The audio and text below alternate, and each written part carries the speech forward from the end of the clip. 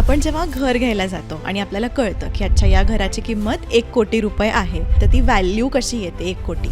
Market demand आणि सप्लायवर चालतं. 3 components असतात कुठल्याही प्रॉपर्टीच्या व्हॅल्यूमध्ये. व्हॅल्यूअर म्हणजे एक्झॅक्टली काय? व्हॅल्युअर हा व्यक्ती तो असतो ज्याला रिअल इस्टेट मार्केटचं नॉलेज असतं, अभ्यास असतो आणि प्रॉपर्टीची व्हॅल्यू अनबायस्ड मॅनरमध्ये काढत असतो. अशी काही चेकलिस्ट आहे का की मी या गोष्टी बघायला पाहिजे before buying the house? As a customer म्हणून समजायचं कसं की एक्झॅक्टली रेट काय चाललं काय? की लिगल पर्स्पेक्टिव्हनी काय काय बघणं गरजेचं आहे? काही लिटिगेशन्स असतील, काही बिल्डरनी इल्लिगल किंवा अनऑथोराइज्ड बांधलेलं असेल, तर अशा वेळेस इल्लिगल आणि अनऑथोराइज्ड हे वेगळ्या टर्म्स आहेत, जरी सिमिलर वाटत असल्या तरी. माझा असा सल्ला असेल की कुठलीही प्रॉपर्टी घेताना शक्यतो लोन करावं नॅशनलाइज किंवा PSU बँकेमधनं, जिथे लिगल. बिल्डर जर A किंवा B कॅटेगरीमधला असेल, डिफॉल्ट होण्याची शक्यता तशी कमी असते. आणि हे A कॅटेगरी B कॅटेगरी हे आम्ही कसं बघायचं as a common man? Common people's perspective या फ्लॅटची व्हॅल्यू काय असू शकेल हे आम्ही काढतो. आणि बिल्डर आर्टिफिशियली इन्फ्लेट करतात का प्राइसेस? FSI म्हणजे नेमकं काय? रेडी रेकनर रेट म्हणजे काय? जे लँड घेतायत त्यांनी काय बघायला पाहिजे? व्हॅल्युअरचा सल्लाच घ्यायचा.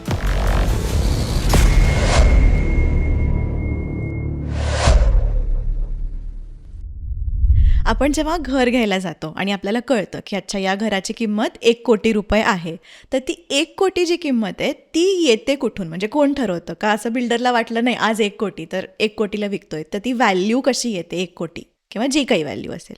व्हॅल्यू कोणी बिल्डर ठरवत नसतो, तर व्हॅल्यू मार्केट ठरवत असतं. अच्छा. म्हणजे जिथं देणारा आणि घेणारा, if a buyer is willing buyer आणि सेलर इज विलिंग सेलर, तर त्या दोघांमध्ये निगोशिएट होऊन एखादी व्हॅल्यू फिक्स होते. आणि जेव्हा असे अनेक ट्रान्झॅक्शन्स होतात तेव्हा त्या सर्टन एरियामध्ये ती व्हॅल्यू फ्रीज होते किंवा तो रेट फ्रीज होतो. अच्छा. मग डिपेंडिंग ऑन तुमच्या युनिटचा, म्हणजे बीट फ्लॅट किंवा शॉप किंवा ऑफिस, मग त्या एरियाप्रमाणे तो रेट लागत जातो. पण मग कसं कळणार की ते अंडर प्राइस्ड आहे का ओव्हर प्राइस्ड आहे? आपल्याला काय, कारण मार्केट आपण म्हणजे ॲज अ कस्टमर म्हणून मी कसं बघू की आत्ता इथं काय चाललं आहे? ऑफकोर्स आपण आजूबाजूला विचारणार किंवा जाहिरातमध्ये वगैरे दिसतं ते ठीक आहे, पण मग आम्ही समजायचं कसं की एक्झॅक्टली रेट काय चाललं आहे? कारण जाहिरातमध्ये काही असू शकतं, आपले शेजारचे मुद्दाम आपल्याला सांगतील नाही का आमचा फ्लॅट 2 कोटीला गेला असं काही. मार्केट डिमांड आणि सप्लायवर चालतं. जसं डिमांड वाढतो तशा किमती कमी वाढत जातात. सप्लाय जर जास्त असेल तर ऑटोमॅटिकली किमती कमी असतात तिथे. अच्छा. म्हणजे जर बायर असेल आणि त्याला अनेक सेलर असतील तर buyer is in commanding position. अच्छा. ठीक आहे. पण इन रिव्हर्स केस, जेव्हा बायर्स जास्त असतात आणि सेलर कमी असतात, बरोबर. तिथे ऑटोमॅटिकली किमती वाढायला लागतात. तर बिल्डर जनरली रेट ठरवताना कसा ठरवतो की 3 कॉम्पोनंट्स असतात कुठल्याही प्रॉपर्टीच्या व्हॅल्यूमध्ये. पहिला कॉम्पोनंट म्हणजे बिल्डरला जमीन घ्यावी लागते. बरोबर. आजकाल रिडेव्हलपमेंट होतात, पण हो. जर आपण बेसिक प्रॉपर्टी वाली तर त्याच्यामध्ये जमीन घ्यावी लागते. अच्छा, घ्यावी लागते. जमिनीवर कन्स्ट्रक्शन करावं लागतं. तर जमिनीची किंमत प्लस कन्स्ट्रक्शनला आलेला खर्च प्लस बिल्डर काहीतरी त्या खर्चावर आणि त्या इन्व्हेस्टमेंटवर प्रॉफिट जोडतो स्वतःचा. ओके. आणि मग ही टोटल प्रॉपर्टी इतक्या अमाऊंटला विकली गेली पाहिजे असं त्याचं गणित असतं. अच्छा. अच्छा. मग त्याच्याप्रमाणे तो ठरवतो की या किमतीला मला विकायचं आहे. ओके. मग जेव्हा बायर्स घ्यायला रेडी होतात, बायर्सनी घेतलं 3-4, तर ती प्राइस तिथे सेट होऊन जाते. अच्छा, की साधारण या जर कोणी आलेच नाही तर ऑटोमॅटिकली बिल्डर तो रेट कमी करेल. करेक्ट. आणि जर जास्त डिमांड आलं तर मग रेट वाढवत जातो बिल्डर. मग त्या प्रोजेक्टमध्ये त्याची प्रॉफिटेबिलिटी जास्त होते. पण म्हणजे जसं आपण मे बी शॉपिंग करताना जे आपण बार्गेन करतो की त्या शॉपकीपरला माहिती आहे की ठीक आहे एवढं बार्गेनिंग पॉवर आहे, तसं बिल्डर्स असं काही ठरवतात का की 5 लाख 10 लाख मी एक्स्ट्रा सांगतो म्हणजे ठीक आहे मी 10 लाख कमी करू शकतो, असं काही आहे का? कारण का आम्ही जेव्हा घेतलेलं तेव्हा सपोज आम्ही एक्स अमाऊंटला घेतलंय पण सेम घर कोणीतरी जास्ती पैसे देऊन घेतलंय, तर मग असा फरक का? प्रॉपर्टीमध्ये MRP नसते. जसं आपण कुठली वस्तू विकत घेतो त्याच्यावर मॅक्सिमम रिटेल प्राइस लिहिलेली असते, MRP. सेट केलेली असते. हो. तसं रिअल इस्टेटमध्ये कुठल्याही प्रॉपर्टीवर टॅग नसतो की ही इतक्याला विकायला आहे. अच्छा. It always depends on need किंवा नेसेसिटी ऑफ द बायर आणि नीड ऑफ द सेलर. जर का बिल्डरला खूपच गरज असेल की नाही आता मी 100 फ्लॅट्स बांधून ठेवले, 10 पण विकले नाही गेलेले, तर सुरुवातीचे फ्लॅट्स बिल्डर मे बी थोडे कमी रेट्सने विकेल. पण हेच जर त्याचे शेवटचे 5च फ्लॅट्स राहिलेत, डिमांड पण भरपूर आहे, 100 पैकी 95 विकले गेलेले आहेत, तर मग शेवटचे फ्लॅट्स विकताना बिल्डर मग 1 रुपया कमी करत नाही. अच्छा. ओके. मग त्याची प्रॉफिटेबिलिटी किती आली पाहिजे या एंटायर प्रोजेक्टमध्ये ती ठरलेली असते. बरोबर. ती जर का त्याची लवकर अचीव्ह झाली तर तो शेवटचे फ्लॅट्स मुद्दाम होल्ड करून ठेवतो अच्छा. आणि मग जास्त रेटला पण विकता येतात त्याला ते. आणि ॲज अ बायर आता मला घर घ्यायचं आहे, तर मी कुठल्या गोष्टी बघायला पाहिजे? म्हणजे अशी काही चेकलिस्ट आहे का की मी या गोष्टी बघायला पाहिजे बिफोर बाईंग द हाऊस? आपली मेन गरज काय आहे, कुठल्या लोकेशनमध्ये पाहिजे, कुठल्या शहरात पाहिजे, मग शहरामध्ये कुठलं लोकेशन पाहिजे, मग तुम्ही जिथं काम करत असाल किंवा मुलांच्या शाळा असतील ते आपण आधी बघतो की बाकीचे एफर्ट्स आपले कशामधनं कमी होणार आहेत. मग त्या if reduction is efforts is going to happen, मग आपण त्या लोकेशनला जास्त प्राधान्य द्यायला सुरुवात करतो की बरोबर. मी कोथरूडमध्ये राहायला आलो तर शाळा जवळ असेल किंवा मार्केट प्लेस जवळ असेल किंवा माझे रिलेटिव्ह जवळ आहेत. किंवा मेजर कुठलं ट्रान्सपोर्ट हब जवळ आहे, जसं मेट्रो वगैरे, आता मेट्रो स्टेशन. हे जर IT मध्ये काम करणारेच लोक असतील किंवा फॅमिली असेल, कपल असेल जे IT मध्येच काम करत आहे, दोघांचे जॉब्स हिंजेवाडीमध्ये असतील बरोबर. तर ते तिकडं प्रेफर करतात. खराडीमध्ये असतील तर विमाननगरला प्रेफर करतात. बरोबर. पण ॲज अ लिगल पर्स्पेक्टिव्हनी काय काय बघणं गरजेचं आहे? म्हणजे ब्लाइंडली बिल्डरवर ट्रस्ट न करता आपल्या दृष्टीने आपण काय काय बघायला पाहिजे की बिल्डर तर देईलच आपल्याला, पेपर्स देईल वगैरे वगैरे, हे सगळं देईल, पण मग आपण काय अजून काय करायला पाहिजे घ्यायच्या आधी? लेमॅनला सध्या आता रेराची ॲक्सेसिबिलिटी चांगली झालेली आहे. ओके. तर रेरा नंबर आहे की नाही प्रोजेक्टचा, डेव्हलपरनी आधी किती प्रोजेक्ट्स केलेले आहेत, ते सक्सेसफुली कम्प्लिटेड आहेत का. ओके. आजकाल सगळं टेक्नॉलॉजीमुळे सगळं अवेलेबल असतो डेटा. ते बेसिक बिल्डरची माहिती बिल्डरनी ह्याच्या आधी किती प्रोजेक्ट्स कम्प्लीट केलेले आहेत किंवा बिल्डिंगची जिथं तुम्हाला काही युनिट बुक करायचं आहे त्याची सध्याची स्टेज काय आहे. अच्छा. मग अगदीच जमीन आहे आणि तिथं 20-25 मजल्यांचे 10 टॉवर्स होणार असतील तर मग 6-7 वर्ष लागतील तो प्रोजेक्ट पूर्ण व्हायला. पण छोटी बिल्डिंग असेल तर 1.5-2 वर्षात, सिंगल किंवा 2 बिल्डिंग असतील तर तो 2 वर्षात पूर्ण होतील. तर मग सध्याची स्टेज काय आहे हे कॉमन मॅन बघू शकतो. अच्छा. आणि माझा असा सल्ला असेल की कुठलीही प्रॉपर्टी घेताना शक्यतो लोन करावं नॅशनलाइज किंवा PSU बँकेमधनं, जिथे लिगल सर्च रिपोर्ट काढला जातो त्या प्रॉपर्टीचा. ओके. म्हणजे पूर्वी जे एकच प्रॉपर्टी दोघांना विकली जायची, ओके. मी आज ऐश्वर्यासोबत पण ट्रान्झॅक्शन करतोय, आज मी तिला एक प्रॉपर्टी लिहून दिली आणि दुसऱ्या दिवशी तुला पण लिहून दिली. तुला वाटतंय तुला पैसे तुला प्रॉपर्टी मिळाली, तुला वाटतंय तुला मिळाली, अच्छा. पैसे मी दोघांकडनं घेतले. पण आता ट्रान्झॅक्शन झालं कुठलंही रजिस्टर की ते लगेच IGRच्या पोर्टलवर दिसतं. अच्छा. आणि मग वकील किंवा तुम्ही कुठल्याही बँकेकडे गेलात तर वकील 30 वर्षांची हिस्ट्री काढतो त्या प्रॉपर्टीची. ओके. गेल्या 30 वर्षात ह्याचे काय काय चेन ऑफ ट्रान्झॅक्शन झालेले आहेत या प्रॉपर्टीचे. ओके. आणि मग based on that legal aspects तरी कव्हर होतात. अच्छा. आणि जर फ्लॅट पूर्ण झालेला असेल तर शक्यतो कम्प्लिशन सर्टिफिकेट किंवा भोगवटा पत्र मिळालेलं आहे की नाही ते बघावं. अच्छा. म्हणजे काही लिटिगेशन्स असतील, काही बिल्डरनी इल्लिगल किंवा अनऑथोराइज्ड बांधलेलं असेल तर अशा वेळेस PMC किंवा PCMC त्याला कम्प्लिशन देत नाही. अच्छा. अच्छा. तर मग तो पण एक ॲस्पेक्ट कव्हर होऊन जातो की सगळं लिगलच बांधलेलं आहे किंवा ऑथोराइज्ड बांधलेलं आहे. ऑथोराइज म्हणजे आपण बिल्डर आय थिंक गव्हर्नमेंटला प्लॅन्स वगैरे सबमिट करत असतील आणि त्यानुसारच ते बांधले जात असतील, म्हणजे आधीच आय थिंक परवानगी देत असतील, राईट? असं काहीतरी असतं का? लिगल आणि ऑथोराइज्ड किंवा इल्लिगल आणि अनऑथोराइज्ड हे थोड्याशा वेगळ्या टर्म्स आहेत, जरी सिमिलर वाटत असल्या तरी. इल्लिगल बांधकाम म्हणजे ज्याची परमिशनच नाहीये. अच्छा. इथं हे बांधायला परमिशनच नाहीये तरी बांधलं बरोबर. तर ते इल्लिगल होतं. ओके. पण इथं बांधायची परमिशन आहे, पण तुम्ही परमिशन एखाद्या स्पेसिफिक अथॉरिटीची परमिशन न घेता ते बांधलेलं असेल तर त्याला अनऑथोराइज्ड म्हणतात. अनऑथोराइज अनऑथोराइज्ड असेल तर ते बऱ्याचदा रेग्युलराइज पण करता येतं पेनल्टीज भरून. पण इलिगल असेल तर government has all the rights to demolish that property. म्हणजे कोणाचं घर रोडमध्येच येत असेल तर, म्हणजे रोड ऑलरेडी प्लॅन केलेला आहे किंवा ऑलरेडी रोड आहेच आहे समज, मुद्दामच घेऊ 1 फूट बाहेर अजून असं बांधलं. त्याला एन्क्रोचमेंट म्हणतात. अच्छा तो परत वेगळा भाग झाला. म्हणजे अच्छा, म्हणजे हा इलिगल इलिगल नाही, हा मग ते प्युअर इलिगलच झालं. म्हणजे रस्त्यातच तुम्ही काही बांधलं असेल तर. पण रस्त्यात तसं बांधायला आता अवघड आहे. अवघड आहे. ओके. आणि जे मगाशी तुम्ही म्हटलात की बघायला पाहिजे, म्हणजे बिल्डिंग झाल्यावर या सगळ्या गोष्टी बघायच्या, पण आजकाल खूप अंडर कन्स्ट्रक्शन पण घेत आहेत लोक. तर मग काय रिस्क असते अंडर कन्स्ट्रक्शन जर मी बुक करते फ्लॅट? बिल्डर जर ए किंवा बी कॅटेगरी मधला असेल, म्हणजे चांगले बिल्डर्स, ए कॅटेगरी, बी कॅटेगरी, म्हणजे असे काही ओके. ठराविक क्रायटेरिया असतात की बिल्डरचा टर्नओव्हर किती, त्यांनी कम्प्लीट केलेले प्रोजेक्ट्स किती, किंवा त्यांनी किती सेलेबल एरिया बांधला आहे, ओके. त्याच्याप्रमाणे बिल्डरच्या कॅटेगरीज असतात. ओके. तर ए आणि बी कॅटेगरीतले बिल्डर्स डिफॉल्ट होण्याची शक्यता तशी कमी असते, कारण त्यांचे अनेक प्रोजेक्ट चाललेले असतात, फंडिंग भरपूर असतं, बुकिंग्स भरपूर असतात.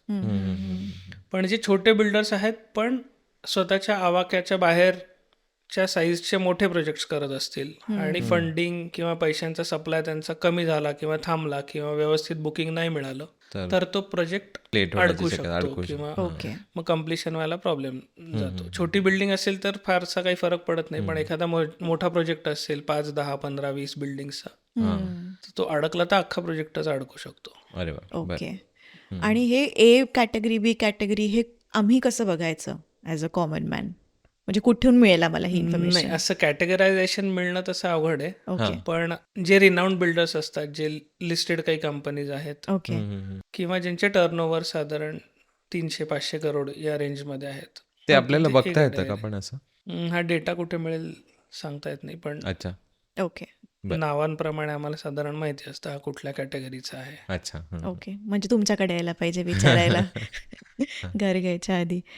ओके. माझा तेच विचारायचं होतं की आम्ही म्हणजे आपण काय बघतो घर घेताना की व्ह्यू कसा आहे किंवा आपल्याला आवडलंय का घर, Amenities काय काय अम्युनिटीज वगैरे आहेत? काय आहे, बट व्हॅल्युअरच्या पर्स्पेक्टिव्हनी काय तुम्ही बघता की म्हणजे घर नक्की योग्य आहे, घेण्यासारखं आहे का नाही घ्यायला पाहिजे, हे अवॉइड करायला पाहिजे?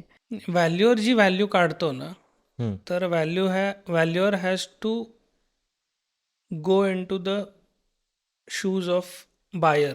ओके. ज्या ज्या गोष्टींचा एखादा बायर विचार करू शकतो, जसं तुम्ही म्हणालात की ॲम्युनिटीज कुठल्या आहेत, काय काय फॅसिलिटीज आहेत, व्ह्यू कुठला आहे, कितव्या मजल्यावर आहे, फ्लोअर राईज आहे का, घरात उजेड व्यवस्थित आहे का, स्पेसिफिकेशन्स काय काय आहेत, लिफ्ट 2 आहेत का, स्ट्रेचर लिफ्ट आहे का, म्हणजे जितक्या ॲम्युनिटीज आहेत तितकं चांगलं. ओके. जर काही ॲम्युनिटीजमध्ये कॉम्प्रोमाइज असेल तर अजून काय फॅसिलिटीज आहेत. मग जसं लोकेशन चांगलं आहे पण छोटाच प्रोजेक्ट आहे, कारण इतकं कंजेस्टेड झालेलं आहे की तिथं मोठा प्लॉट मिळू शकत नाही किंवा तिथं मोठा प्रोजेक्ट होऊ शकत नाही. मग अशा वेळेस लोकेशन हे एक पॅरामीटर असतं. मग सिच्युएशन एक पॅरामीटर असतं की दिशा कशा आहेत किंवा बरोबर. कुठल्या फ्लोअरला लोकेटेड आहे फ्लॅट. मग सोशल ॲस्पेक्ट्स म्हणून की आजूबाजूला काय काय सराउंडिंग एरियाज आहेत, ओके. की झोपडपट्टी जवळ आहे का किंवा सिमिलर कॅटेगरीतले लोक आजूबाजूला राहतात का, म्हणजे नेबरहूड कसं आहे. म्हणजे आपल्याला म्हणजे लोकेशन सिच्युएशन हा एक भाग झाला, दुसरा इकॉनॉमिक ॲस्पेक्ट्स, तिसरा सोशल ॲस्पेक्ट्स आणि चौथा लिगल. ओके. मग हे 4 पॅरामीटर्समध्ये मग अनेक फॅक्टर्स येतात जे बायफर्केट करून आपण डिसिजन घेऊ शकता. पण व्हॅल्युअरला एखादा बायर काय विचार करत असेल हा पूर्ण विचार करूनच व्हॅल्यू द्यावी लागते. अच्छा. पण व्हॅल्यू ही फिक्स नसते. जसं मगाशी आपण बोललो की MRP फिक्स असते, तशी व्हॅल्यू प्रत्येकासाठी वेगवेगळी असते. ओके. हां, म्हणजे तू आत्ता एका घरात राहतोयस आणि तुला शेजारचा फ्लॅट घ्यायचा आहे, तर तो 1 कोटीला असेल, तर तू त्याला 1,05,00,000 देऊन पण घ्यायला तयार होशील कदाचित, कारण तुला त्याची व्हॅल्यू जास्त आहे. त्याच्यामुळे प्रत्येक बायरला किंवा मग एखादा मी 4 फ्लॅट्स बघतोय मी अजून दुसरे काही फ्लॅट्स पाहिलेले आहेत जिथं मला चांगले अजून ट्रान्झॅक्शन डील्स मिळत आहेत, पण तुझ्या इथला पण मला आवडलाय, तर मी तो 95 लाखाला मागेन. आणि मला त्याची इतकी गरज नाही, म्हणून माझ्यासाठी त्या फ्लॅटची व्हॅल्यू 95 आहे, तुझ्यासाठी 1,05,00,000 आहे.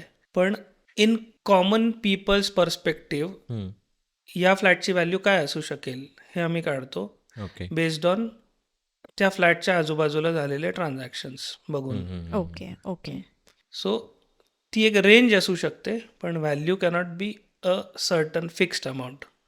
म्हणजे 2 व्हॅल्यूअसनी किंवा 4 व्हॅल्यूअसनी एकाच प्रॉपर्टीचं व्हॅल्युएशन केलं तर चारीच्या उत्तरं वेगवेगळे येऊ शकतील.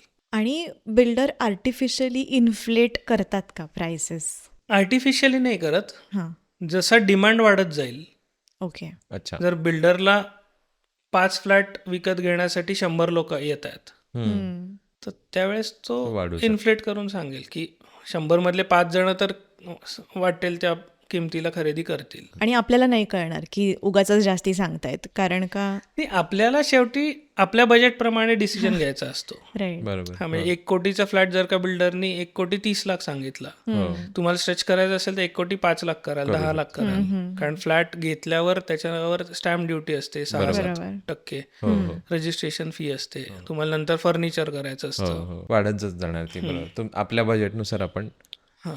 जिथे आहे तिथे करू शकतो. बरं. किंवा एखाद्याने फ्लॅट विकलाय त्याचा स्वतःचा, किंवा दुसरी प्रॉपर्टी जमीन विकली आहे कुठली तरी, त्याच्याकडे पैसे पडून आहेत पण इमिडिएटली घ्यायचं आहे काहीतरी, मग तेव्हा तो फारशा गोष्टी न चेक करता सांगेल त्या किमतीला घेतो, निगोशिएटही करत नाही.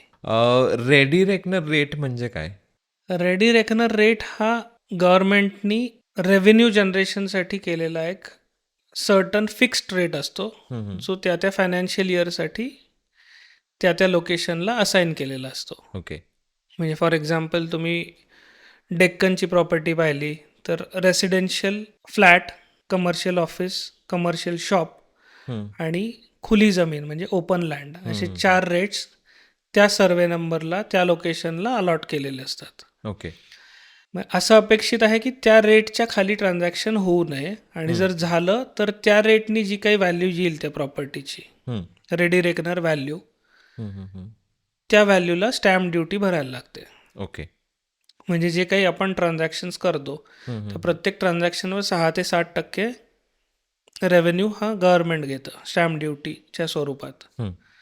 तर मग ते जे रेट्स ठरवलेले असतात तर त्याच्यामध्ये पण बराचसा विचार केलेला असतो. म्हणजे मेन रोडवरचे जास्त रेट्स असतात, आतल्या बाजूचे कमी असतात. सो ते असाइन केलेले रेट्स जे असतात गव्हर्नमेंटनी, त्याला रेडी रेकनर रेट किंवा सर्कल रेट असं म्हणतात. ओके. तर रेडी रेकनर व्हॅल्यूच्या वरच जनरली ट्रान्झॅक्शन्स होतात किंवा व्हायला पाहिजेत. ओके. त्याच्या रेडी रेकनर व्हॅल्यूच्या खाली साधारण 5% ट्रान्झॅक्शन झालं तर इट इज परमिसिबल. ओके. आता ह्याची एक गंमत म्हणजे माझ्याकडे एक मोठा क्लायंट आला होता ज्याने एक मोठी शोरूम खूप निगोशिएट करून घेतली, असं त्याने मला सांगितलं की ह्याची रेडी रेकनर व्हॅल्यूच 3 करोड होती, क्लायंट 3.25 करोड सांगत होता, तरीही मी प्रॉपर्टी 2.5 करोडला विकत घेतली. त्याला त्याचा आनंद झाला होता की मी चांगलं निगोशिएट केलं किंवा काय.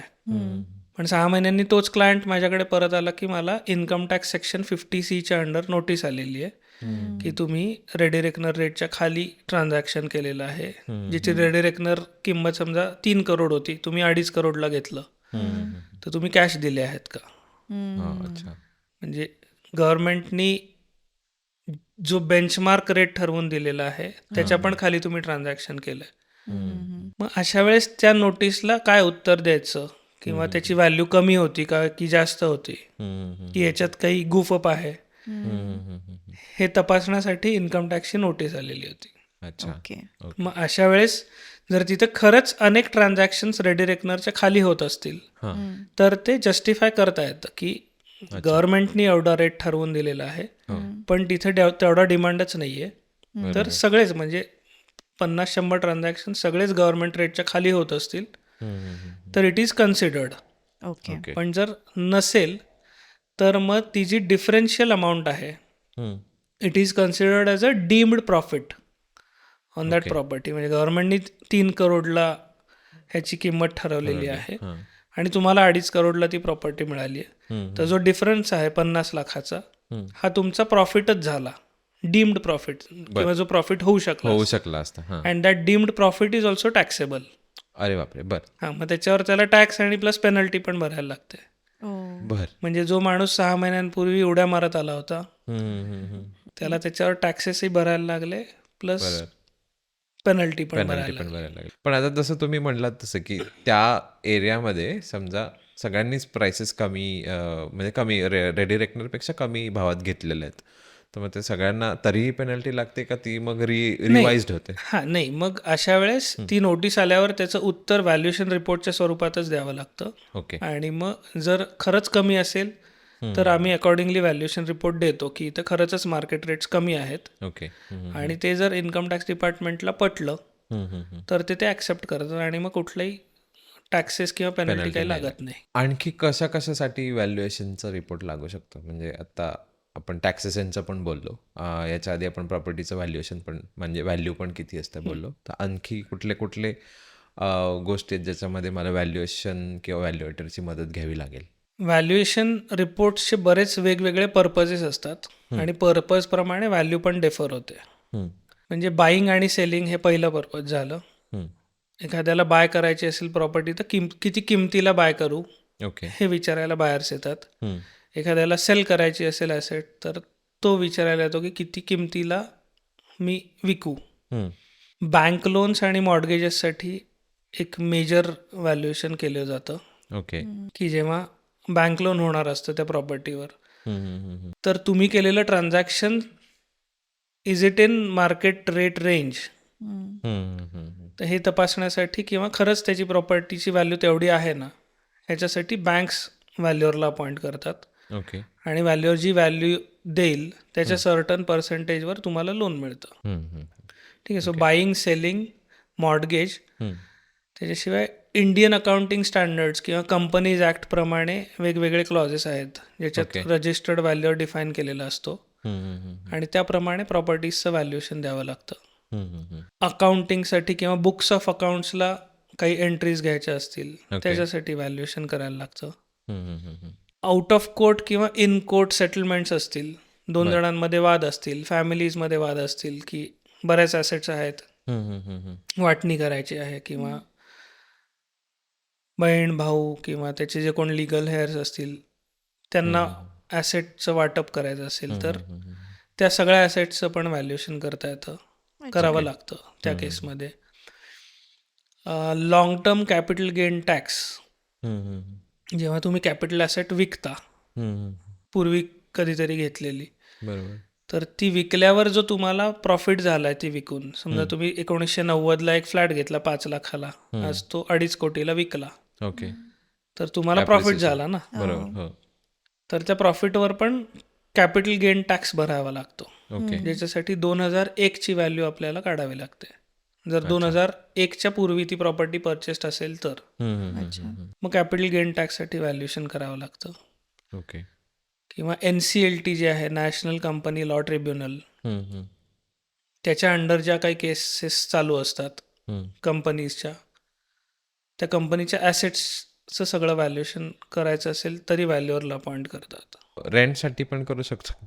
खूप असं जनरल क्वेश्चन आहे, पण रेंट काय काय वेळेला खूपच सांगतात लोक, भाड्याने घर घ्यायचं असेल किंवा दुकान घ्यायचे असेल तर. रेंट फिक्सेशन रिपोर्ट हा पण आपण देतो, पण तो मेनली कमर्शियल प्रॉपर्टीजमध्ये असतो किंवा मोठ्या शोरूम्स असतील, मोठ्या IT ऑफिसेस असतील, ओके, तर त्यांनी किती रेंट द्यायला पाहिजे किंवा आजूबाजूला मार्केटमध्ये काय रेंट चालू आहे त्याचा अभ्यास करून what rent should be assigned to this property, त्याचं आपण रेट ऑफ रेंट काढून देऊ शकतो की एवढे रुपये per square foot per month तुम्ही देऊ शकता किंवा ह्याच्या आसपास.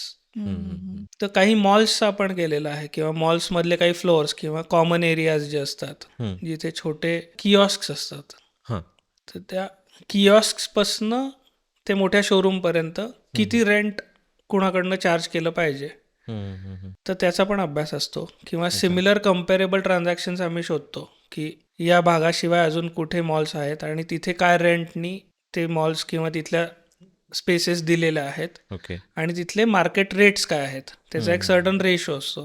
ओके. तर तोच रेशो अप्लाय करून आपण सब्जेक्ट प्रॉपर्टीचं रेंट ठरवू शकतो. बऱ्याचदा असं होतं की आम्ही जातो बिल्डिंग्समध्ये बघायला वगैरे आणि आवडतो आम्हाला फ्लॅट. तिकडे मे बी असतील 60-70-80 फ्लॅट्स वगैरे असतात. त्यातला 1-2 युनिट्स आपल्याला आवडतात. तिथे म्हणजे जे ऑलमोस्ट रेडी झालेलं दिसतंय, आपण जाऊन बघू शकतो वगैरे अशा वेळेला. आम्ही तिथे जाऊन बघतो आणि सांगतो की आम्हाला हा फ्लॅट आवडला आहे. त्यानंतर बिल्डर सांगतात नाही नाही, ही इन्व्हेंटरी सोल्ड आउट आहे, तुम्हाला या नवीन टॉवर आहे आमचा अपकमिंग, त्याच्यामध्ये घर देतो. कितपत असतं खरं? कारण बऱ्याचदा होतं हे गोष्ट आणि नंतर बऱ्याचदा असं पण कळतं की नाही नाही, हे फ्लॅट्स तर नंतर विकले गेले खूप, विकलाच नव्हता गेला. आता विकलाच नव्हतं गेला. हे बघा, आता ज्या फ्लॅटला चांगलं वारं आहे किंवा चांगला प्रकाश आहे, हायर फ्लोअरचे फ्लॅट्स किंवा जे वास्तुशास्त्राप्रमाणे फुल्ली कंप्लायंट आहेत, वास्तू कंप्लायंट फ्लॅट्स आहेत, ज्याला डिमांड जास्त येऊ शकतो किंवा नंबर ऑफ बायर्स जास्त मिळू शकतात, ते फ्लॅट्स बिल्डर्स जनरली होल्ड करून ठेवतात. अच्छा. अच्छा. सांगताना सांगतात की हा बुक झालाय किंवा सेल झालाय. बुक झालाय असं सांगितलं तर आपण कोणीच ती माहिती खरी आहे नाही की करू खोटी आहे शकत. काढू शकत नाही. सेल झाला असेल तरी त्याचं ट्रान्झॅक्शन आपल्याला दिसू शकेल. बरोबर. बुक पण झालं. बुक झालाय सांगितल्यावर आपण काही नाही करू शकत. पण त्याच्यात जो तू म्हणला की दुसरा टॉवर असेल, हां, तिथलं बुकिंग जस्ट सुरू झालेलं असतं, मग तिकडचे फ्लॅट्स जास्त खपवायचे असतात. बरोबर. मग तो आपल्याला त्या दिशेला ढकलतो की तुम्ही इकडे घ्या, इथे पण चांगलंच होणार आहे वगैरे. ओके. आणि अजून एक की सध्या प्री लॉन्च ऑफर्स असतात. म्हणजे आज काहीच नाहीये, सुरू पण नाहीये, म्हणजे प्री लॉन्च ऑफर, तर त्या ट्रॅप आहेत का खरंच बेनिफिशियल असतात ॲज अ बायर आम्हाला? प्री लॉन्च ऑफर्स चांगल्या असतात, ट्रॅप नाहीये. ओके. हां. म्हणजे मेजर चांगल्या बिल्डर्सचा तरी तो ट्रॅप नसतो. ट्रॅप अशासाठी वाटलं आम्हाला की आम्ही आता बघतोय की काही मोठे प्रोजेक्ट दिसत आहेत आणि त्यांची व्हॅल्यू मी म्हणजे 2 वर्षापूर्वी जेव्हा ते काहीच नव्हतं, त्यांनी लॉन्च केलेलं होतं, त्यावेळेला गेला सेम जी प्राईस आम्हाला सांगेल तीच प्राईस, आणि मी 2 वर्षांनी आत्ता सुद्धा गेलो तर तीच प्राईस आहे. तर मग मी आता 2 वर्षांनी करतो, मी काय प्री लॉन्च मध्ये का घेऊ? म्हणजे ह्याचा अर्थ 2 वर्षापूर्वी तू चौकशी करायला गेला होतास तेव्हा जो रेट होता तोच रेट तो काही इन्फ्लेट किंवा इन्क्रीज झालेला नाहीये, बरोबर असा त्याचा अर्थ. पण हेच इन जनरल केसेस जर का आता तुम्ही वेस्ट पुणेमध्ये पाहिलं, रावेत, केवळे या भागात, तर जे 2-3 वर्षांपूर्वी 55 लाखांचे फ्लॅट्स होते ते आता 75 ते 80 लाखाला विकायला. बरोबर. ज्या लोकांनी प्री लॉन्च किंवा जमीन असताना तिथे बुक केले किंवा इन्व्हेस्टर्सनी बुक केले, ते 55 लाखाचे 75-80 लाखाला विकून पण मोकळे झाले किंवा आता तिकडे राहायला जाण्याचा प्लॅन करतात. तर डिपेंड्स ऑन एरिया आणि त्या एरियातली ग्रोथ आणि डिमांड परत. ओके. ओके. पण ट्रॅप नक्कीच नाहीये. अच्छा. ओके. म्हणजे बिल्डरला काय असतं, मोठा प्रोजेक्ट करण्यासाठी मोठे लोन्स पण घ्यायचे असतात. बरोबर.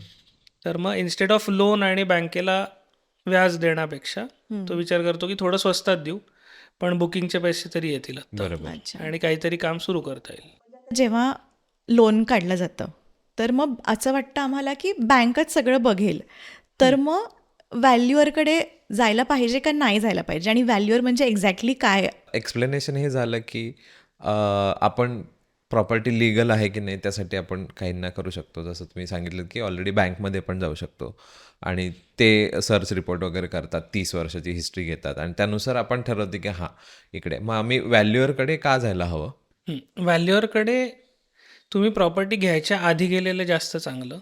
ओके. की तुम्हाला जो सेलर आहे किंवा बिल्डर आहे, हां. तर तो जी किंमत सांगतोय ती खरंच वर्थ आहे की नाही. म्हणजे तुमच्या ॲस्पेक्ट्सनी तुम्ही ठरवलं, तुमचे क्रायटेरिया फुलफिल झाले की शाळा जवळ आहे, ऑफिस जवळ आहे किंवा मार्केट प्लेस जवळ आहे, आपले एफर्ट्स कमी होणार आहेत, पण खरंच तो जी किंमत सांगतो आहे तीच इथला मार्केट रेट आहे का, हे चेक करण्यासाठी तुम्ही व्हॅल्युअरकडे जाऊ शकता. ओके. ओके. व्हॅल्युअर हा व्यक्ती तो असतो ज्याला रिअल इस्टेट मार्केटचं नॉलेज असतं, अभ्यास असतो आणि एक थॉट प्रोसेस डेव्हलप झालेली असते की एखाद्या प्रॉपर्टीची व्हॅल्यू कशी काढायची. ओके. म्हणजे तिथला मार्केट सर्वे कसा करायचा, तिथं झालेले ट्रान्झॅक्शन्स कसे काढायचे, टेक्निकल स्पेसिफिकेशन्स कसे बघायचे, कुठल्या गोष्टींचा इम्पॅक्ट व्हॅल्युएशनवर होऊ शकतो, या सगळ्या टेक्निकल ॲस्पेक्ट्सचा विचार करून तो व्हॅल्युअर त्या प्रॉपर्टीची व्हॅल्यू अनबायस्ड मॅनरमध्ये काढत असतो. ओके. म्हणजे मला तो घ्यायचाही नाहीये आणि मला तो विकायचाही विकायचा नाहीये नाहीये. या मॅनरनी, की बरोबर. तुम्हाला घ्यायचा असतो म्हणून तुम्ही कमीत कमी करेक्ट. किमतीची अपेक्षा करत बरोबर, असतात, त्याला विकायचा असतो म्हणून तो जास्तीत जास्त किमतीची अपेक्षा करत असतो. करेक्ट. पण व्हॅल्युअर अनबायस्ड मॅनरमध्ये त्या प्रॉपर्टीची व्हॅल्यू काढतो. मग अनबायस्ड मॅनरनी काढली की त्याचा कुठला कनेक्ट नसतो त्या प्रॉपर्टीशी, ओके.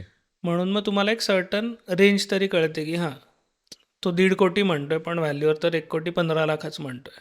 अच्छा. म्हणजे किती जास्त द्यावेत, की सेलरची अपेक्षा खूपच जास्ती आहे का. हो हो हो. ओके. मग अशा वेळेस नाही पुढं गेलं तर जास्त चांगलं. जास्त चांगलं. ओके. तुम्ही दुसरा फ्लॅट शोधू शकता किंवा दुसरी प्रॉपर्टी शोधू शकता. थोडक्यात ऍक्च्युली व्हॅल्युअरकडे गेलं तर आपण प्राइस कमी करण्यात म्हणजे बार्गेन करताना आपल्याकडे ती पॉवर राहते ना, की मला व्हॅल्यू माहिती आहे, तुम्ही सांगता तेच दरवेळेला असेल असं हां, आणि तो अभ्यासपूर्ण असा रिपोर्ट असतो. बरोबर. म्हणजे काही पण लिहून दिलंय असे जनरली रिपोर्ट्स नसतात, त्याला एव्हिडन्सेस लावलेले असतात अच्छा. की on what basis me he value certify करतोय. तर व्हॅल्युअरला प्रॉपर्टी बरोबर आजूबाजूच्या रिअल इस्टेट मार्केटचं किंवा ज्या डेव्हलपमेंट्स होणार आहेत त्याचंही नॉलेज असणं आवश्यक असतं किंवा नॉलेज असतं. समजा आता पिंपरीमध्ये एक एम्पायर इस्टेट म्हणून बिल्डिंग आहे, जिथे फ्लॅट्स खूप चांगल्या रेटने विकले जात होते. अचानक तिथे एक मोठा ओव्हरब्रिज झाला आणि आता म्हणजे असा तुमच्या खिडकीमधनं 10 मीटरवर तो रस्ता दिसतोय, ब्रिज दिसतोय. मग सगळी लोकांची प्रायव्हसी डिस्टर्ब झाली, धूळ, आवाज, सगळाच न्यूसन्स वाढला. तर मग अशा वेळेस व्हॅल्युअर्सला ते नॉलेज असतं की आता इथे ब्रिज होणार आहे किंवा डेव्हलपमेंट प्लॅनवर बऱ्याचशा गोष्टी चेक करता येतात की इथे प्रपोज रोड आहे का. म्हणजे तुम्हाला इन्व्हेस्टमेंट म्हणून जरी एखादी लँड घ्यायची असेल, इंडस्ट्री घ्यायची असेल, तर त्याच्या आजूबाजूला प्रपोज्ड डेव्हलपमेंट्स काय होणार आहेत पुढच्या 10 वर्षात, त्याचे डेव्हलपमेंट प्लॅन्स आपल्याकडे असतात. अच्छा. त्या बेसिसवर आपण पुढे डिमांड वाढण्याची शक्यता आहे का, बरोबर, ते तरी सांगू शकतो. म्हणजे 5-10 वर्षांनी रेट्स वाढतील का कमी होतील का सेम किंवा राहतील तिथं हे काही वेगळा साधारण प्लॅन येणार आहे अंदाज. का, ते सगळं. हा अंदाज असतो. उद्या डेव्हलपमेंट प्लॅन चेंज झाला तर कोणी काही करू शकत बरोबर. नाही. आणि जे आता सांगितलं फ्लॅटसाठी जे सेम आहे ते लँडसाठी पण सेम आहे का? म्हणजे लँड घेताना पण काय काय गोष्टी बघायला पाहिजे, या सगळ्या गोष्टी लँडसाठी पण अप्लाय होतात? लँडमध्ये लिगल ॲस्पेक्ट सगळ्यात महत्त्वाचा असतो. ओके. लँडमध्ये बरेचसे गैरव्यवहार होतात. फ्लॅटमध्ये ते होण्याची शक्यता कमी असते, कारण रेरा आल्यापासनं कोणीतरी बॉडी आहे जी प्रत्येक गोष्ट मॉनिटर करते. ओके. लँड घेताना लोकेशन, सिच्युएशन, लिगल ॲस्पेक्ट्स, परत नेबरहूड, या गोष्टी अफेक्ट करतातच. पण सगळ्यात महत्त्वाचा फॅक्टर असतो लँड किती मीटर रोडला अबटिंग आहे, म्हणजे लँडला चिकटून जो रोड जातो तो किती मीटरचा आहे. ओके. त्याच्याप्रमाणे वेगवेगळे FSI त्याला अलॉट होतात. म्हणजे सगळ्यात जास्ती FSI 30 मीटर रोडला असतो, मग त्याच्यापेक्षा थोडा कमी 24 मीटर रोडला, मग कमी कमी होत जातो तो 6 मीटर आणि 9 मीटर रोडला सगळ्यात कमी असतो. अच्छा. तर मग जसं FSI वाढतो तसं त्या लँडचं पोटेन्शियल वाढतं. लँडचं पोटेन्शियल म्हणजे त्या जागेवर आपल्याला अजून किती बांधता येईल, तो फॅक्टर असतो. तर मग तो वाढत जातो. अजून थोडंसं सिम्पल शब्दामध्ये की FSI म्हणजे नेमकं काय? FSI म्हणजे फ्लोअर स्पेस इंडेक्स किंवा फ्लोअर एरिया रेशो. ओके. म्हणजे तुमची 1000 स्क्वेअर फुटाची जमीन असेल आणि गव्हर्नमेंटनी त्याला अलॉट केलेला FSI 1 असेल, तर तुम्ही 1000वर 1000 बांधू शकता. अच्छा. जर का 1.5 असेल तर तुम्ही 1500 स्क्वेअर फूट बांधू शकता. ओके. ओके. 2 असेल तर 2000 बांधू शकता. ओके. अच्छा. ओके. तर मग जेवढा मोठ्या रस्त्यावर तुमची प्रॉपर्टी किंवा लँड असेल तेवढा जास्तीत जास्त FSI त्याला अलॉट होतो. अच्छा. आणि अकॉर्डिंगली त्या लँडचं पोटेन्शियल वाढतं. पोटेन्शियल वाढतं म्हणजे डेव्हलपर विचार करतो की इथं 2 FSI असेल, 2.5 FSI असेल, तर मी इथं अजून जास्त बांधू शकेन ओके. आणि अजून जास्त युनिट विकू शकेन. तर हा नियम म्हणजे असं मोठ्या सिटीजमध्ये टियर 1, टियर 2, टियर 3 सिटीजमध्येच असतो का? आपण समजा गावाबाहेर, कारण आता सध्या लोक प्लॉट्स घेतात, बंगलो प्लॉट्स घेतात, ते प्लॉटिंग केलं जातं, फक्त प्लॉट्स दिले जातात. तर तिकडे पण हा नियम असतो का आणि काय असतं तिथे, कसं? 2020ला UDCPR म्हणजे unified development control rules publish झालेत. तर ऑलमोस्ट सगळ्या महाराष्ट्राला आता ते सेम आहेत. ओके. म्हणजे काही मेट्रो सिटीज, मुंबई किंवा त्यांचा नयना असे काही वेगवेगळे भाग आहेत. अशा ठिकाणी ते ॲप्लिकेबल नाही होत किंवा MIDCला नाही आहे ॲप्लिकेबल. ओके. पण मेजर ठिकाणी आता same development control rules applicable आहेत. पण गावाबाहेरच्या किंवा अशा रस्त्यांना मिनिमम 1.1 FSI तरी आता रेसिडेन्शियल झोनमध्ये असेल तर परमिसिबल आहे. आणि मग आपण समजा शेतजमीन वगैरे घेतली आणि तिथे मला घर बांधायचं आहे, तर मग त्याच्यासाठी पुन्हा आपल्याला वेगळं गोष्ट करून घ्यावं लागतात का, कसं असतं? हां, नाही, शेतात तुम्हाला जर घर बांधायचं असेल तर त्याला फार्म हाऊस म्हणतात. बरं. आणि तिथे 0.04% 4% तुम्ही बांधू शकता. म्हणजे तुमचा 0.04 times of your land area. Okay. अच्छा.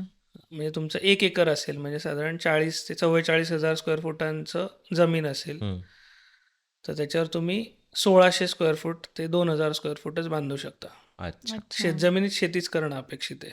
पण मग आता जे विकतायत प्लॉट्स जे असतात ते काय टाईप, म्हणजे काही म्हणतात फार्म हाऊस प्लॉट, म्हणजे तुम्ही तेवढं घ्या 1-2 गुंठे आणि त्याच्यात फार्म हाऊस बांधा. म्हणजे फार्म हाऊस प्लॉट सुद्धा किती 20 गुंठे वगैरे, मग त्याच्यामध्ये आपण बांधणार काय जर हा 4%चा एरिया असेल तर? मग ते कसं काय विकतायत का ते फार्म म्हणूनच घ्यावे आपण? आणि नाही 2-2 गुंठे पण विकतात बघ, छोटे छोटे. शेतजमिनींमध्ये काय होतं की मध्ये तुकडाबंदी नावाचा एक कायदा आला होता. त्याच्यामध्ये 11 गुंठ्यांच्या खाली विकणं परमिसिबल, परमिशनच नव्हती. ओके. तर मग अशा वेळेस अनेक 11 गुंठ्यांचे हो. पार्टिशन्स केले गेले आणि विकले गेले. आणि मग त्याच्यामध्येही आता ह्याला तुम्ही माल प्रॅक्टिस म्हणू शकता की 11 गुंठ्यांचे घेऊन त्याच्यात परत 6-7 प्लॉट करून वेगवेगळ्यांना विकले गेले ओके. ज्याची परमिशन नव्हती. अच्छा. मग ते ट्रान्झॅक्शन्स रिवोक होऊ शकतात. पण मग अशा वेळेस जे लँड घेतायत त्यांनी काय बघायला पाहिजे? व्हॅल्युअरचा सल्लाच घ्यायचा, कारण प्रत्येक झोनमध्ये लँडचे वेगवेगळे रूल्स असतात. म्हणजे रेसिडेन्शियल झोन असेल तर काही वेगळ्या गोष्टी बघायला लागतात. ओके. ॲग्रिकल्चरल लँड असेल तर किती एरिया विकत घेत आहे, ओके. आणि इंडस्ट्रीयलचं वेगळं असतं, कमर्शियलचं वेगळं असतं, झोनिंग सगळं केलेलं असतं. किंवा कधी कधी काही प्लॉट्सवर रिझर्वेशन्स असतात. ओके. रिझर्वेशन पण असतात म्हणजे? हां, की या जागेवर फक्त हॉस्पिटलच व्हायला पाहिजे, या जागेवर मॅटर्निटी हॉस्पिटलच व्हायला पाहिजे, या जागेवर स्कूल व्हायला पाहिजे, ही ओपन स्पेस किंवा गार्डन म्हणूनच सोडलेली आहे, पब्लिक गार्डन म्हणून. पण त्याची ओनरशिप पण जनरली सरकारकडेच असते. अच्छा. ती विकणं अवघड असतं, पण काळजी घ्यायला पाहिजे. असं कुठलं एक डॉक्युमेंट आहे का की जे कॉमन मॅन मिस करतो आणि ते खूप महत्त्वाचं आहे, बघायलाच पाहिजे वाईल बाईंग अ फ्लॅट किंवा लँड किंवा ऑफिस, कमर्शियल स्पेस? तर शहरांमधले तरी बायर्स सजग किंवा हुशार झालेले आहेत की काय गोष्टी बघायच्यात, बऱ्याचशा लोकांना कळतं. तर रेरा बघायलाच पाहिजे. तो फ्लॅट प्री बुक नाही आहे ना, किंवा कोणी अजून त्याच्यावर रजिस्ट्रेशन केलेलं नाही आहे ना, जे सर्च रिपोर्टमधनंच कळू शकतं. ओके. बाकी असं मग प्लॅन बघायचा. पण ह्याला सगळ्या या टेक्निकल गोष्टी आहेत जे कॉमन मॅनला समजणं तसं अवघड आहे. लगेच कळणं अवघड आहे. आणि जनरल पब्लिक एखादी प्रॉपर्टी घेताना एक इमोशनल कनेक्शन पण असतं की अरे माझं घर झालं. बरोबर. त्याच्यामुळे त्या इमोशन्सच्या नादात या गोष्टी पाहायच्या राहतात. बरोबर. मोस्टली ऍक्च्युली आपण इमोशनल घर घ्यायचं तर मोस्टली इमोशनलच डिसिजन असतो. हा, एकदाचं घर झालं, जे इंडियन मेंटॅलिटी आहे, हो. तर टेक्निकल ॲस्पेक्ट्स बघायचे राहतात. म्हणून लोन केलेलं चांगलं. लोन करताना बँक व्हॅल्युअरकडनं पण व्हॅल्युएशन करून घेते, ओके. आणि ॲडव्होकेटकडनं लिगल सर्च रिपोर्ट किंवा टायटल इन्व्हेस्टिगेशन रिपोर्ट पण करून घेते. आता सध्या बघतोय आपण पुण्यामध्ये खूप सारी रिडेव्हलपमेंट होते. ठीक आहे. सो आता मी ऐकतोय की काही बिल्डिंगना 100% दिलं, काहींना 125 दिलंय, काहींना 40% दिलंय. हे डिसिजन ऑफकोर्स आपण ॲज अ बायर आणि सेलर असं त्यामध्ये आपण घासाघीस करू शकतो. आपण बिल्डरला मागणी करू शकतो की मला नाही 100%च दे, पण बिल्डर म्हणत असेल 40%. पण मग ते कुठल्या बेसिसवर, त्याला काही बेस आहे? कारण काही लोक देत आहेत 100 आणि 150% आणि काही लोक 40%च्या वरच जात नाही आहेत. तर हे कसं काय होतंय? आणि याच्यासाठी ॲज अ रिडेव्हलपमेंट आपलं जे घर आहे ते जाणारे आणि मग त्याच्यावर नवीन बांधणारे आपली उगाचच अपेक्षा पण असते. तर मग आपण हे कसं करायचं डील? आता आम्ही रिडेव्हलपमेंट कन्सल्टंट म्हणून काम करतो, बरं. ज्याच्यामध्ये सोसायटीजना बिल्डरकडनं फसवणूक होऊ नये आणि बिल्डरला सोसायटीचं काय मागणं आहे किंवा काय त्यांच्या मागण्या आहेत त्या त्यांना योग्य तऱ्हेने पोचवायच्या, हम्म, हम्म. असा मधला रोल असतो आपला. बर. जे डिमांड असतं ना की 125% जास्त मिळणारे, 80% जास्त मिळणारे, हो. ते परत या गोष्टींना लिंक्ड असतं related to FSI potential of that land. Hmm, तुमची सोसायटी जर का मेन रोडवर असेल, हम्म. 30 मीटर वाईड रोडला टच असेल, तर तिथे मॅक्सिमम FSI युटिलाइज होऊ शकतो. हम्म, FSI व्यतिरिक्त प्रीमियम FSI, TDR हम्म, हम्म. आणि अँसिलरी FSI ओके. हम्म, अशा 3 गोष्टी ॲड होतात. हम्म. प्लस रिडेव्हलपमेंट होत असेल तर ॲडिशनल FSI पण मिळतो प्रत्येक सोसायटीला. अच्छा. ह्याच्याशिवाय TOD झोन म्हणून एक असतो, ट्रान्झिट ओरिएंटेड डेव्हलपमेंट. बापरे, खूप त्या सारे. झोनमध्ये असेल तर त्याचे ॲडिशनल बेनिफिट्स मिळतात. हम्म, हम्म, हम्म, हम्म. तर एखादी 30 मीटर वाईड रोडला टच होणारा प्लॉटची सोसायटी असेल तर त्यांना ऑब्व्हियसली जास्त FSI मिळणार. मग आम्ही या सोसायटीच्या जागेत किती मॅक्सिमम एरिया बांधला जाऊ शकतो हम्म, तो काढतो. मग त्याला त्या भागात जो पर स्क्वेअर फूट रेट चालू आहे त्याने मल्टिप्लाय करतो, ज्याने आपल्याला मॅक्सिमम रेव्हेन्यू किती मिळेल हम्म. ते कळतं.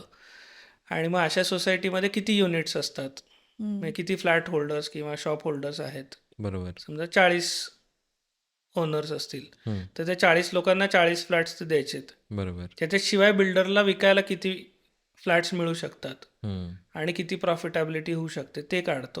ओके. आणि एक सर्टन प्रॉफिट मार्जिन ठेवून हम्म, काय बिल्डरला डिमांड करू शकतो आपण, हम्म. ती रेंज आपल्याला काढता येते. की मग आम्हीच सोसायटीला सांगतो की इथं त्या सोसायटीला 100% मिळालेत म्हणजे तुम्हाला मिळणं शक्य नाही, हम्म. तुम्हाला साधारण 70% मिळतील. Okay, okay. तर तुमची डिमांड त्या रेंजमध्ये राहू दे. हम्म. म्हणजे उगाच सोसायटीवाल्यांना जे हो, वाटतं की बिल्डर exactly. काही कमवतो किंवा हो, हो, हो. आपल्याला फसवतोच आहे, असंही नसतं.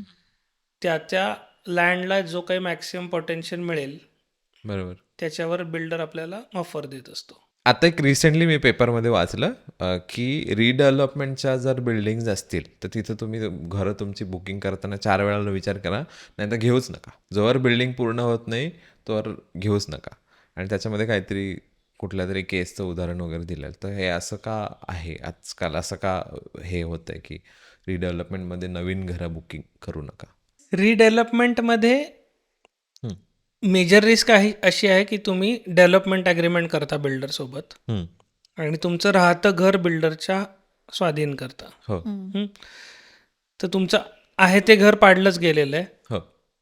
आणि जर वर्स्ट केस बिल्डरला काही ती बिल्डिंग मोठी करताना किंवा पूर्ण उभी करताना हम्म, काही क्रंच आला फायनान्शियल, हम्म, हम्म, हम्म, तर ती बिल्डिंग अर्धवट राहते हम्म, आणि मग बिल्डर पुढचं कामच करू शकत नाही.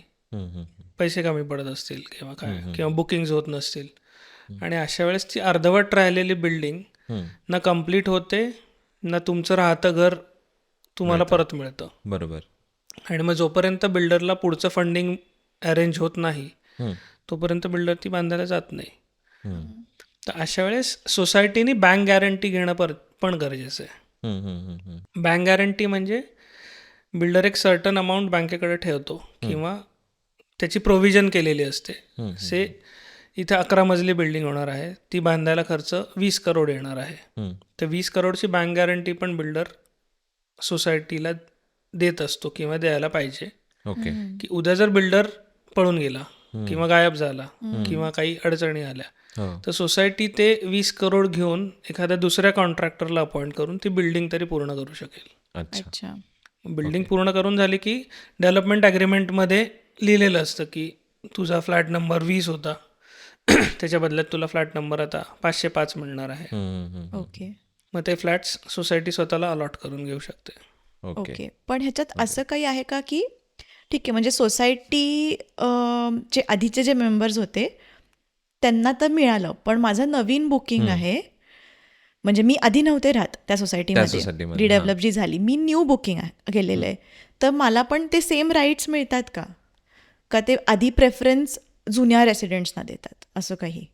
नाही, आता जे फ्लॅट्स अलॉट होतात ना ते वेगवेगळ्या मजल्यांवरचे झालेले असतात. त्याच्यामुळे असं नाही की पहिले 10 मजले जुन्या रेसिडेंट्सचे आणि 11च्या पुढचे इतरांचे. ओके. तर ओव्हरऑल बिल्डिंग कम्प्लीट होणं महत्वाचं आहे ओके. आणि बँक गॅरंटी असेल तरच ती होऊ शकते कम्प्लीट. ओके. अच्छा. आणि शेवटी ओनर ही सोसायटीच असते ओके. त्या प्रॉपर्टीची.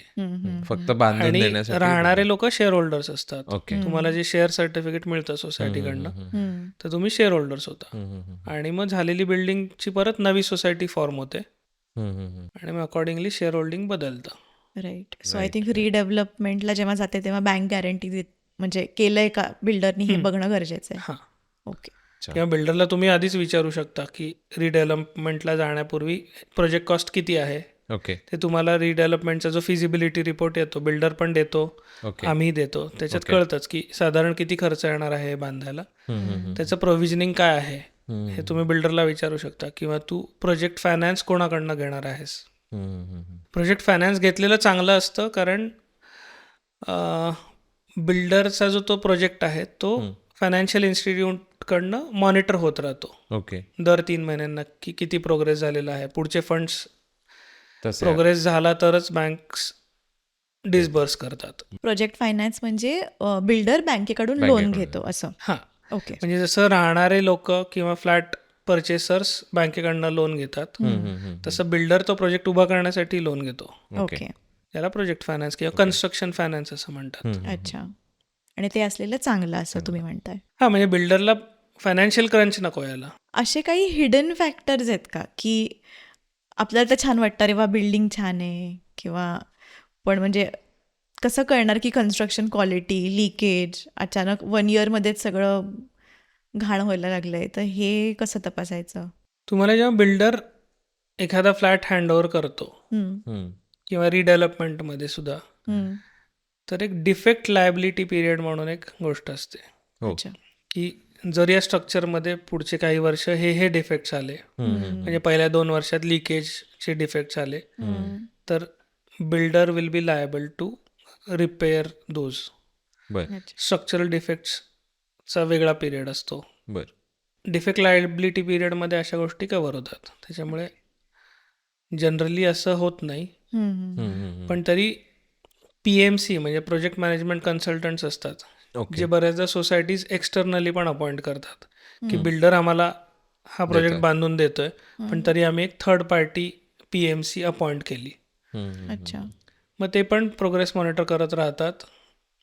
काम व्यवस्थित चालू आहे ना, क्वालिटी सगळी मेंटेन होती आहे ना, ह्या गोष्टी पण रिडेव्हलपमेंट प्रोजेक्ट्समध्ये किंवा कुठल्याही प्रोजेक्ट्समध्ये चेक होत राहतात. काही वेळामध्ये ॲक्च्युली मोस्ट ऑफ द केसेसमध्ये लोक फर्निचर करायला घेतात त्याच्यामध्ये मे बी काही एडिट वगैरे करून घेतात. समजा ही भिंत मला नको आहे काढून टाकली थोडी छोटी केली मग in that case also builder is liable कारण तसे मग लोक त्याच्यावरनं बोलतील ना की अरे आमची अशी होती आधी भिंत आम्ही अशी करून घेतली आणि आता लिकेज यायला लागलं तर मग ह्याचं मॉनिटरिंग कसं होतं.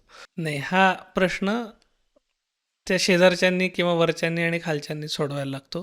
बिल्डरचा काही संबंध नसतो. बिल्डरनी जे प्लॅनवर आहे ते बांधून दिलं असेल आणि त्याच्यात जर तुम्ही काही चेंजेस केले तर okay you are liable. So एकाच बिल्डिंगमध्ये सगळ्या फ्लॅट्सचे रेट सेम असतात. नाही, तसं नसतं. फ्लोअर वाईज पण रेट्स वाढत जातात. फ्लोअर राईज ज्याला म्हणतात की 7व्या-8व्या मजल्याच्या वर तुम्हाला हवा आणि उजेड जास्त मिळतो किंवा व्ह्यू चांगला असतो म्हणून 7व्या-8व्या मजल्यानंतर पर फ्लोअर रेट्स पण वाढत जातात की पर फ्लोअर 50 रुपये 75 रुपये पर स्क्वेअर फूट अच्छा. असे रेट्स वाढत जातात. इवन एका फ्लोअरवरचे पण रेट्स वेगवेगळे असू शकतात. फॉर एक्झाम्पल बावधनमध्ये एक बिल्डिंग आहे जिथे पूर्वी काही नव्हतं. सो पण आता चांदणी चौकात झालेला मोठा रस्ता तिथून जवळून जातो मग त्याचा आवाज म्हणजे बिल्डिंगमधले एका साईडचे फ्लॅट्स सगळे चांगल्या रेटने विकले जात आहेत की 101, 102, 201, 202 सगळे विकले जात आहेत. पण 103, 104, 203, 204 हे विकलेच जात नाही आहेत कारण रस्त्याचा आवाज गाड्यांचा आवाज आणि धूर ओके. या गोष्टींमुळे फरक पडलाय. सो एकाच फ्लोअरवरचे रेट सुद्धा वेगवेगळे असू शकतात. बरोबर. किंवा ॲम्युनिटी फेसिंग असेल तुमचा फ्लॅट तर जास्त रेट असू शकतो. तर मग अशा वेळेस बिल्डर स्वतःहून प्राइस कमी करतो का आपण बार्गेन केलं तर होऊ शकतं. हां, म्हणजे जर विकलेच जात नसतील तर परत डिमांड सप्लाय चालू की सप्लाय आहे पण विकले जात नाही डिमांड पण कमी आहे तर मग कमी रेटने विका. आणि काही काही लोकेशन्समध्ये अचानक डिमांड वाढायला लागते तर तसं का होतं. आता हे बऱ्याचदा न्यूज बेस्ड असतं, ओके. की आता फॉर एक्झाम्पल चाकणला एअरपोर्ट होणार हम्म. अशी एक न्यूज 2010 मध्ये आली होती, की चाकणच्या जवळ एअरपोर्ट येणार. हम्म. तर तेव्हा तिथे इतकं परचेस झालं आणि वाटेल त्या किमतीला लोकांनी घेतले. लँड्स घेतल्या. आणि 4-5 वर्षांनी असं डिक्लेअर झालं की चाकणचा एअरपोर्ट कॅन्सल झाला, आता एअरपोर्ट पुरंदरला होणार. मग त्याच्यानंतर पुरंदरची डिमांड वाढली. पुरंदरचा airport was declared around 10-11 years back. मग तेव्हा खूप परत तिकडे हाईप झाली आणि परत न्यूज नाही आली. मग अशा वेळेस परत त्याचं डिमांड थोडं कमी झालं आणि आता परत गेल्या 3-4 वर्षात पुरंदरला प्रॉपर्टी प्राइसेस वाढायला लागल्या, जेव्हा आता कन्फर्म झालं की तिकडे एअरपोर्ट होणार आहे. ओके. सो न्यूज बेस्ड बऱ्याचदा गोष्टी घडत असतात. ओके. जसं स्टॉक मार्केटमध्ये होतं की बरोबर. आज काही न्यूज आली, कोणी प्रॉफिट किंवा डिव्हिडंड डिक्लेअर केले किंवा प्रॉफिटेबिलिटी चांगली असेल तर त्याचे शेअर्स वर जातात, किंवा काही खराब न्यूज आली तर सगळे शेअर्स पडतात. तसं रिअल इस्टेटमध्ये पण होतं. ओके. अफवा पसरतात बऱ्याचदा, हो. किंवा कधी खऱ्याही असतात न्यूज. भविष्यात त्या प्रॉपर्टीजच्या प्राइसेस वाढतील या अपेक्षेने इन्व्हेस्टर तिथे इन्व्हेस्ट करतात. आणि बऱ्याचदा म्हणजे आजकाल आहेत की रिव्हर व्ह्यू किंवा रिव्हर रेसिडेन्सी, तर ते पण कसं कळणार की नक्की तो लँड चांगला आहे का, बाजूलाच मला रिव्हर अगदी दिसते riverला बाल्कनीमधून, लागून आहे, तर कधी मग- पूर आला तर पाणी येईल, तर मग त्याच्यासाठी पण काही आहे लिगली की बघायला पाहिजे की इथे कन्स्ट्रक्शन अलाउड आहे का नाही? लिगॅलिटी पण असते की नदीपासनं किती मीटरपर्यंत कन्स्ट्रक्शन अलाउड आहे. ओके. त्याला एक ब्लू लाईन असते आणि एक रेड लाईन असते. रेडच्या जवळ बिल्डिंग जाऊच शकत नाही, ओके. त्याच्या पुढे ब्लू लाईन असते. ब्लू लाईन पासनं सर्टन मीटर्सवर तुम्हाला कन्स्ट्रक्शनची लास्ट लाईन बांधता येते. अच्छा. ओके. तर रेड लाईन आणि ब्लू लाईन्स गव्हर्नमेंटनीच मार्क करून दिलेले असतात की इथं नदी आहे, तर त्याचं मॅक्सिमम पाणी वाढलं तर इथपर्यंत जाईल, खूपच वाढलं तर इथपर्यंत जाईल. बरोबर. शक्यतो ती काळजी घेतली जाते. पण तरी काही केसेसमध्ये किंवा काही डेव्हलपर्स अशा ठिकाणी बांधतात आणि मग प्रॉब्लेम फेस करायला लागतो. ओके. पण मग ॲज अ बायर मला कुठे कळेल की ती ब्लू लाईन आहे, रेड लाईन आहे का व्यवस्थित? जेव्हा प्लॅन सँक्शन होतो PMC किंवा PCMC कडनं, तेव्हा त्या लाईन्स मार्क्ड असतात. ओके. ओके. तर तिथे आपली बिल्डिंग येत नाही आहे ना हे बघायला पाहिजे. त्यासाठी अगेन आय थिंक तुमच्याकडेच येणं गरजेचं आहे, म्हणजे कुठे शोधत बसणार ती वेबसाईट्स आणि गोष्टी. राईट. आणखीन एक मला आठवलं की बिल्डर्स जनरली फ्लॅट विकताना काही वेळेला सांगतात की हा तुमचा फ्लॅट आहे. काही वेळेला बिल्डर त्याच्यावर पार्किंगही देतात. आणि असंही माहिती आहे मला की बिल्डरला पार्किंग विकता येत नाही. तर ते कोणत्या कंडिशनमध्ये विकता येत नाही आणि कुठल्या कंडिशनमध्ये ते विकत आपल्याला घेता येतं लिगली. आणि समजा ते विकता येत नसेल आणि तरीही बिल्डर आमच्याकडून पैसे मागत असेल, तर मग अशा केसमध्ये आम्ही काय करायचं? बिल्डर घेताना पैसे घेतोच, ओके. पण पार्किंगचे घेतले असं आता सेपरेट लिहून देत नाही. अच्छा. म्हणजे आता पॅकेज देतात बिल्डर, जेव्हापासून रेरा आलाय ना, की या पॅकेजमध्ये 1,35,00,000. तर ह्याच्यामध्ये तुमची stamp duty, registration, under construction building असेल तर GST आणि एक कवर्ड कार पार्किंग सगळं कंबाईन करून आम्ही देतोय. अकॉर्डिंगली ते ऍडजस्ट करून देतात. बरोबर. पण पैसे न घेता काहीच मिळत नाही. हिडन प्राइस, पण वी पे फॉर इट असं. पण त्या नावाखाली नाही घेत आता. अच्छा. पार्किंगची फॅसिलिटी महत्वाचीच आहे. हो. पार्किंग नसेल तर फ्लॅट पण विकले जात नाहीत आजकाल. बरोबर. हो. मग एखादा फ्लॅटला पार्किंग नाहीच आहे, म्हणजे जेवढे फ्लॅट आहेत तेवढे पार्किंग नाही आहेत आणि बिल्डर थोडा स्वस्तात आपल्याला फ्लॅट देतो आणि म्हटले की आम्हाला काही पैसे द्या, ते ही एक छोटी जागा आहे ती तुम्हाला देऊन टाकतो. ती जागा वापरण्यासाठी बिल्डर देऊ शकतो, लिहून नाही देऊ शकतो. लिहून नाही देऊ शकत. मग तिथं ओपन एरिया काही असेल तर तिथं बिल्डर शेड टाकून त्याची सोय करून देऊ शकतो. पण त्याचे सेपरेट पैसे घेतलेत असं जनरली आता अच्छा. लिहून नाही देऊ शकणार कुठला बिल्डर. आणि असं कधी झालंय का की तुमच्याकडे बायर आलाय बिफोर परचेसिंग अ फ्लॅट किंवा लँड, आणि मग तुम्ही ते व्हॅल्यू काढून ॲडवाईस दिलंय त्यांना आणि त्यांना फायदा झालाय? तर असं बऱ्याचदा होतं की लोक ॲडवाईस घ्यायला येतात आणि आपण योग्य तो सल्ला देतो आणि लोकांचा फायदा होतो. एकदा एक बायर आला होता ज्याला मोठी लँड घ्यायची होती. 15 करोडच्या आसपास त्याची किंमत होती. समोरचा माणूस 20 करोड सांगत होता. हा आपला बायर होता जो माझ्याकडे आला होता तो 15 करोडच्या वर द्यायला तयार नव्हता. मग बायरनी सांगितलं की याचं व्हॅल्युएशन तुम्ही करून द्या. मग आपण त्या एरियाचा अनालिसिस केला, लोकेशनचा अभ्यास केला आणि मग बायरला सल्ला दिला की ह्याची 20 नाही, ह्याची 22-25 करोड जरी किंमत सांगितली तरी तू घेऊ शकतोस, कारण इथे फ्युचर डेव्हलपमेंट्स प्रपोज्ड आहेत. ओके. मग त्याने ती प्रॉपर्टी 20 करोडला घेतली ओके. आणि 3-4 वर्षातच तिथं इतकं डिमांड वाढलं, कारण तिथनं रोड प्रपोज्ड होता, DP रोड तिथून जाणार होता. आणि मग रोड आल्यावर आपोआप फ्रंटेज मिळालं आणि बाकीच्या फॅसिलिटीज त्याला करता आल्या. ती जागेची किंमत काही वर्षातच ऑलमोस्ट डबल झाली. वाव. तर मग त्याला चांगला फायदा झाला अशा केसमध्ये ॲडवाईस घेण्याचा. राईट. नाही तर उगाच ते थोड्याशासाठी आपण म्हणजे घेत जनरली नाही. बाहेरची मेंटॅलिटी असते ना, सेलर जे सांगतोय त्याला कमी करून मागायचं, बरोबर. किंवा सेलरची मेंटॅलिटी असते की बाहेरच्या डोक्यातली फिगर कळली तर त्याच्यापेक्षा जास्त डिमांड करायचं, म्हणजे निगोसिएट राईट. करता येईल. बऱ्याच गोष्टी माहिती नव्हत्या, बऱ्याचशा टर्म्स आणि कन्सेप्ट पण माहिती नव्हत्या. तुम्ही छान तुमचं नॉलेज शेअर केल्याबद्दल आणि इकडे आल्याबद्दल thank you so much Thank you for so coming much. On our podcast. Thank you. Thank you.